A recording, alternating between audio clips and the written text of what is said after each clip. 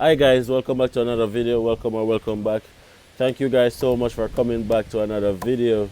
First and foremost, let me just say it's Independence Weekend in Jamaica. So happy Independence to all the Jamaicans watching this video right now.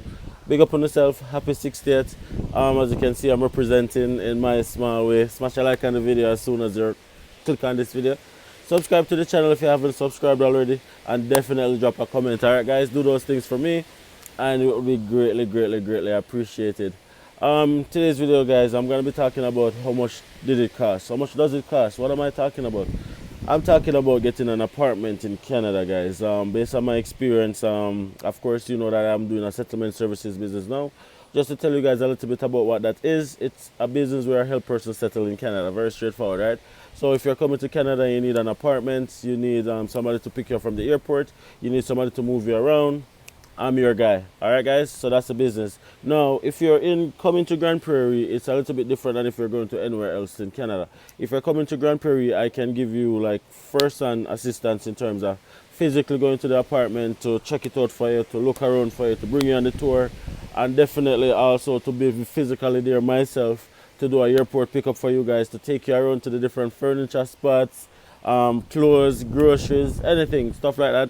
I'll be there to do that personally. If you're going anywhere else around Canada, I do also provide services other places around Canada, but it's not myself per se, right? So what I do, I find that apartment for you by calling around, searching, digging, going all out to make sure that you find the perfect apartment, right? And I've also created networks of persons that are in Vancouver, Ontario, Nova Scotia, and other parts of Alberta. So if it is that you're thinking of coming to Canada, definitely consider booking a settlement strategy phone video call through my calendar link, which is right down in the description right down below. Finding an apartment in Canada, guys, I'm telling you guys, like starting this business, I had no idea how difficult it was, right? I've like when I just started and I was like calling around different rental properties, different landlords and stuff. As soon as they hear that the persons who are coming are from out of country, there's like a reservation, right? They're not really interested anymore, and trust me, it's very difficult. It's very difficult at first to get a foot in the door with these property management companies and stuff like that. But I'm very happy to say that I've made a few connections, and now I have a few property management in my network in Ontario, in Vancouver, and most importantly in Alberta, and I am working on Nova Scotia. Alright guys, so that's what I want to say. That's enough about me. Let's talk about like apartment pricing and my own experience in like starting this business, like just calling around, shopping around for apartments. What have I experienced so far? Um First thing I would like to say, guys, is that Nova Scotia seems to be the toughest place in Canada to find an apartment for international students and new immigrants. I don't know what is happening over in Nova Scotia, but like the vacancy rate is so low and the rental prices are so high. I was like shocked. I was shocked when I was calling around to a few properties, and you know what? The price that I was getting for one bedroom apartments in Nova Scotia, you can get a house. You can get an entire 3 bedroom, 2 bathroom house for that in Alberta. I was shocked. But the reason for it, though, I understand that persons are leaving from Ontario to go to Nova Scotia to buy properties and then rent it out, and they're renting it for the same price for what they would rent it for in Ontario. That is grossly unfair, by the way, but that's what is happening. If you're moving to Nova Scotia, guys, let me just say, if you're moving to Nova Scotia, please do not wait until the last minute to start looking for an apartment. Start looking for an apartment like months, like 2, 3 months before you actually leave, because it's extremely difficult in that province right now, right? What about the pricing? Now, the prices that I'm hearing in Nova Scotia, guys, for a 1 bedroom apartment, it can range anywhere between $1,200 to $1,500, right? And for a 2 bedroom, it can range anywhere between from $1,400 to $2,000 for a 2 bedroom, right? So it's very expensive in Nova Scotia. But there's also cheaper properties in there, from what I understand as well. But it's not located in a more desirable area, right? And which is why it's so important to make sure that you're not just booking an apartment or just renting an apartment blindly. without somebody actually verifying the location, the property, make sure that everything is intact for you, so that when you actually get here, you are comfortable, right? A lot of these apartments, guys, a lot of persons, especially immigrants, they rent apartments, and when they get into it, it's really not up to standard. I mean, like, even though it's Canada, you do have rundown buildings as well. And I talk about some rundown building, right? You don't want to come into a situation like that and then end up regret it, right? You don't want your journey to start off that way.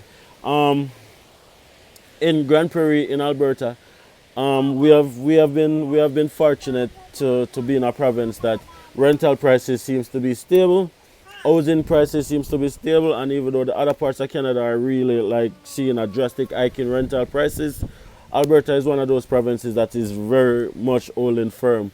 And I'm so happy that I chose to come to Alberta. And I would encourage any one of you guys watching this video to be very selective in choosing a province, because if you're an international student or if you're a prospective international student, do not just look on which province offer the cheapest school fee, because ultimately it might be the cheapest school fee but more expensive and more difficult over time. So you want to make sure that you're looking not only on the school fee, but you're looking on the cost of living, you're looking on the standard of living, and also you're looking on the opportunities. That's very important to note. So I did a video yesterday. Thank all of you guys who have watched that video so far. I appreciate the love that that video is getting. Definitely check it out if you haven't seen it already. I went and I viewed an apartment for a client of mine, and she was approved the very same day. That's what you get with booking through DiAndersons. Big up, big up, big up to herself. Her journey is about to start. She chose Grande Prairie, luckily, and she's gonna have one of the best transitions, right? That apartment in that video, guys, I didn't put a price into it, but the price for that apartment was $850 a month, right? And it included power, not power, it included heat and water. So in that $850, it included water and heat, right? And it's just awesome. And that was a bachelor unit that we looked at, but we looked at some other properties as well that we did in the video. We looked at some 2-bedroom apartments. We saw some for $900. We saw some for $890. 2-bedroom, 1-bedroom, and of course, if you want to go more expensive, you can get apartment, very good, up to standard apartment, 2-3-bedroom for like $1,200, $1,300 a month here through our connection, right? So those are just some of the prices that we have noticed. In Ontario, guys, the prices are pretty similar to the prices in Nova Scotia, because obviously it's the same like neighboring provinces, right? But most of the housing in Nova Scotia is, from what I understand, is going for the same rental prices of what it is going for in Ontario. So it's very important to know that. Now, let's talk a little bit more about like how do you reach out to me? That's a question that many of you guys have been asking. Again, I would like to apologize if you guys are hearing that wind in the background. We are indeed in the windy city of Grande Prairie. So apologies if you're hearing that wind in the background, right? Now, to answer the question, how do you reach out to me? Guys, it's very, very simple. There's a link in the description right down below. The first link there is actually a Calendly link. You click on that link and then you book a time, and that's the best way to reach out to me. And why is that so important, guys? I work full time. I have a family, and I have a lot of clients now through the business that we're doing. So if you're gonna send me a message on Instagram and asking me like to do like lots of stuff for you, like for example to look over your LOE, which is gonna take at least 45 minutes to an hour, to help you find an apartment, tips in finding an apartment, whatever it is, guys, I cannot answer to all of you guys. So if you're gonna do it that way, then you're not, more often than not, you're not gonna get a reply.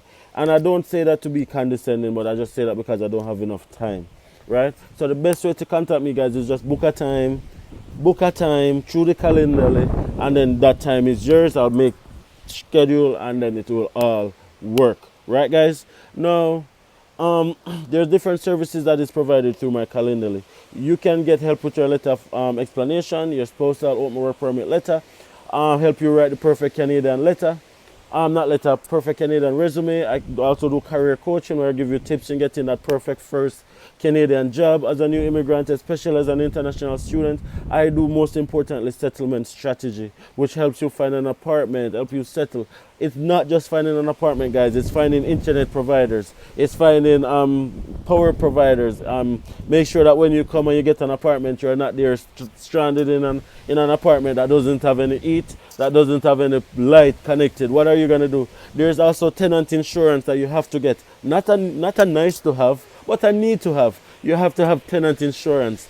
And that you can look, but unless you have somebody on the ground to do it, your transition is not going to be as smooth as it can be, and you run the risk of starting off your journey not very pleasant. And you don't want to uproot your life, come to a new country, and then your journey is depressing and stressing, and you know what, you feel overwhelmed, right? And then you put yourself under so much pressure that you become depressed, and you might even go back to your yard. So that's why this business comes into play. And importantly to note, it is a business. All right, guys. So we have been getting so much love, so much support from you guys. So we just want to say thank you.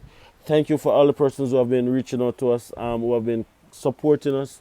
And, we really hope that our content is bringing value to you guys. We came to Canada as immigrants.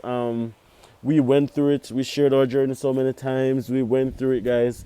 We went through it, so we understand what it is like. With that being said, that's the best way to reach out to us. All right, guys. So check on all the links in the description and invest in yourself, and that's the best way to do it. All right, guys.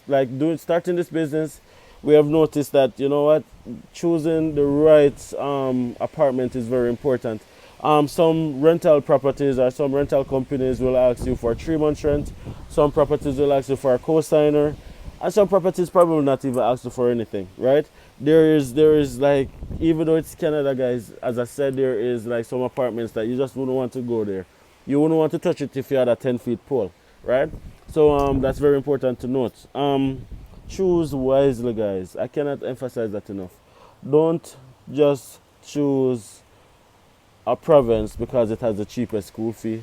Don't just choose a province because you got a scholarship to go there, yes, but what is it, what's coming after, right? You have to look on on the details of where you're gonna live. That's very, very important. How you're gonna survive, where you're gonna get a job, what are the job opportunities. So there are definitely hidden costs. To move into a province. All right, guys. Of course, the next thing I'd like to say is I do have a calendar link, guys, but I am not an immigration consultant. Stop booking time in my calendar asking for immigration advice. I cannot provide you immigration advice. I'm not an immigration consultant. The only thing I can do is to provide my services through my experience. So if you want somebody to help you with settlement strategy, I'm your guy. If you need somebody to help you write your letter of explanation, I'm your guy. Somebody to help you with a spousal open work permit letter, I can help you with that.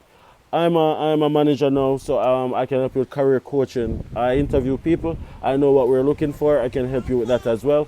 I can help you write the perfect Canadian resume. I can help you with all of those stuff. And if you just want to have a chat with Nats and myself just to find out what our journey was like, to see how that can help and guide you guys, I can do that too.